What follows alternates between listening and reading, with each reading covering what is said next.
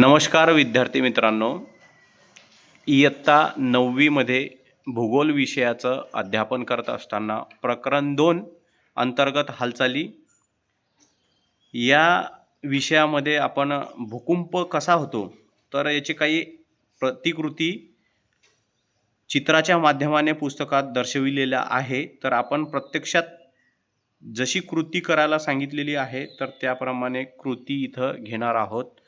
तर आमचे 9वीचे विद्यार्थी या कृती करून दाखवणार आहेत। तर इथं आकृती 2.2 मध्ये दाखवल्याप्रमाणे वह्या एकमेकांवर ठेवा, त्यावर चित्रात दाखवल्याप्रमाणे खडू, डस्टर, टोक यंत्र, रबर अशा 3-4 वस्तू उभ्या करून ठेवा। तशा पद्धतीने आम्ही इथं रचना केलेली आहे, वह्या आणि सर्व साहित्य ठेवलेले आहे। आणि आकृती 2.2 मध्ये परत सांगितलेलं आहे, वही तिच्यावरील वह्या न हलवता चटकन काढून घ्या।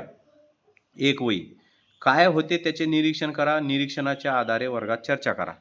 चला तर विद्यार्थ्यांनो, ती एक वही बेटा रिया, ती एक वही पुढं ओढून घे, बाकीच्या वही हल्ल्या नाही पाहिजे, बाकीच्या विद्यार्थ्यांनी निरीक्षण करायचे आहे। चला ओके कर बेटा। हां, तर बघा आपण ही कृती प्रत्यक्ष करून पाहिलेली आहे। तर या कृतीमधून तुम्हाला काय लक्षात येतंय तर हे सर्वांनी सांगायचं आहे। चला सांगा तर काय झालं बरं, काय घडून आलं तिथं? खडू, टोक यंत्र, डस्टर आणि रबर हे काय झाले? खाली पडले ना। म्हणजे आपण मधली वही ओढली तेव्हा ते बाजूला असे कोसळून गेलेत। तर भूकंपाची घटनासुद्धा अशाच प्रकारे घडते। आज जमिनीमध्ये जर कुठली एखादी हालचाल झाली किंवा काही अशी एखादी भौगोलिक घटना घडली तर तेव्हा कंपन येऊन इमारती अशा खाली कोसळतात।